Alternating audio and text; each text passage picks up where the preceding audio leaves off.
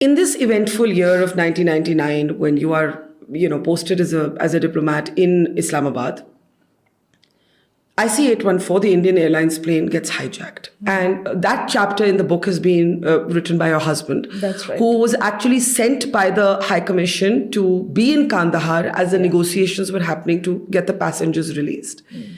Now, it's a riveting chapter, not least because I think many people have forgotten that even after the deal was done, one of the hijackers says, we have left a present for you, you India, in the plane. This is when the terrorists have been released, the passengers have been released, the deal is over, it's all winding down, and there's complete panic because the suspicion is there's a bomb that's been left behind in the plane that still has to fly back to India.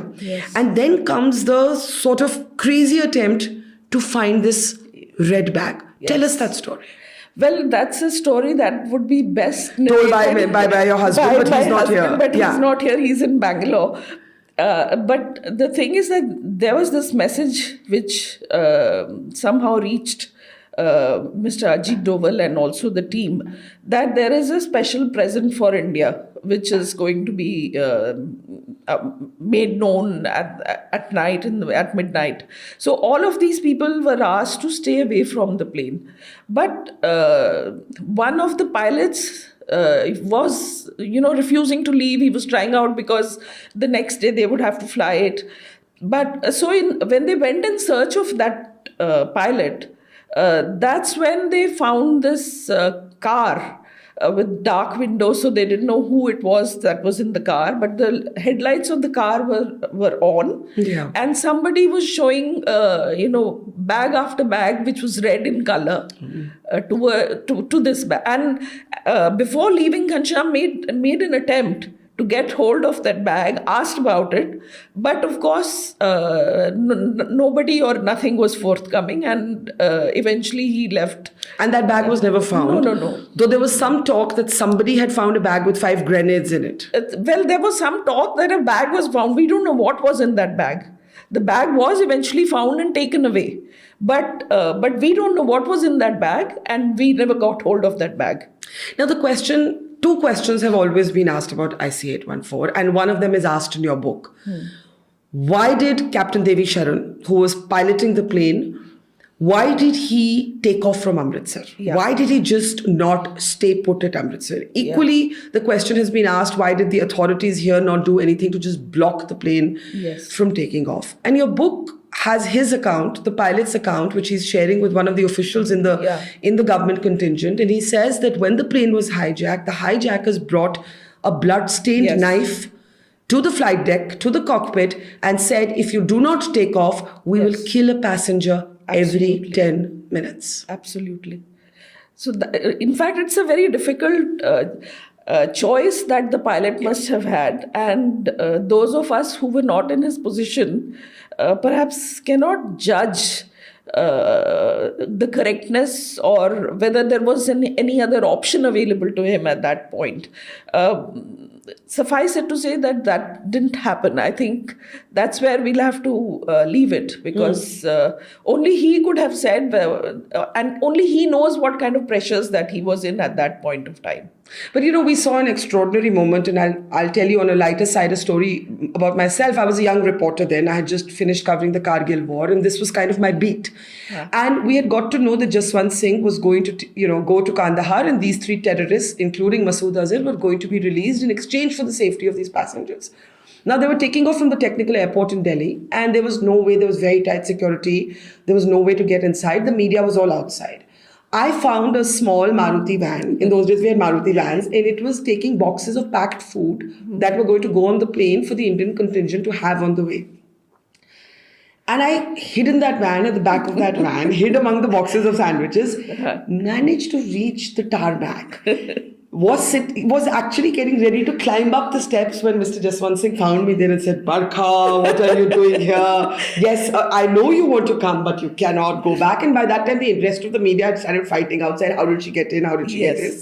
And of course, I was sent packing back. So it's a story I always hold dear. But on a more serious note. Now, that's on a lighter note, that story. But on a more serious note, the questions persist. And the questions are, why was the plane not stopped in Amritsar somehow, anyhow? And two, when we think of the dreaded terrorists who were released, Masood Azhar, Mushtaq Zargar, Umar Sheikh, who would go on to harm the interests of India, the rest of the world, could something different have been done?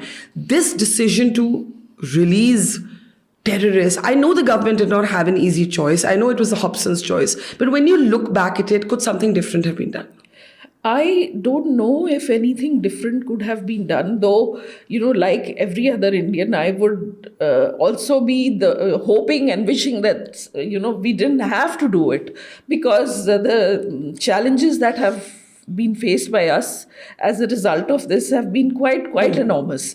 But I always like to try and see, putting myself in the place of the people who were taking the decision. Yeah. And when I think of that, I feel that this was a plane load of our people sitting in a airport in a country with whom we had no relationship, with a regime that we were not all that familiar or friendly with.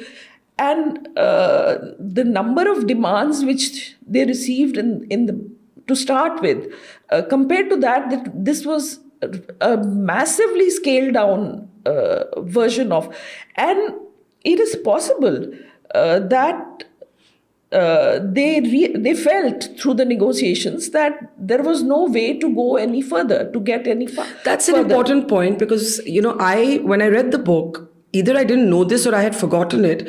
The initial demand from the hijackers was to release 36 Yes. Pakistanis in Indian jails. That's true. 36. Yes. And $200 million in cash. And then it was whittled down to the release of these three men. Yes.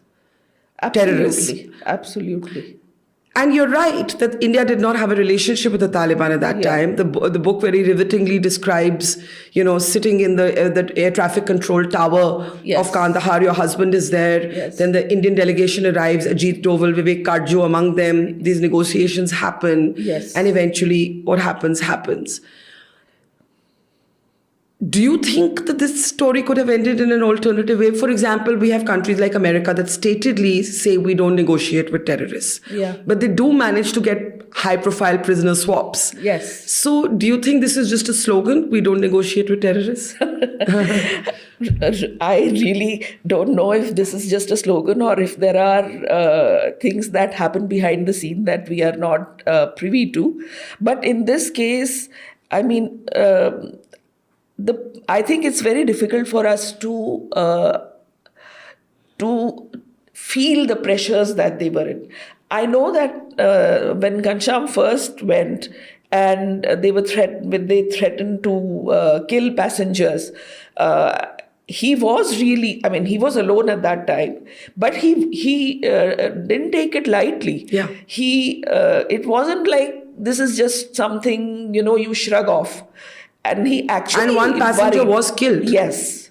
So he was actually worried that that they just might start doing it. Yeah. So they had killed a passenger. There was, there was surely some uncertainty about whether they would or they wouldn't repeat that. So it's even with hindsight, I wish that there was a different outcome, but I don't know if they could have managed a different outcome.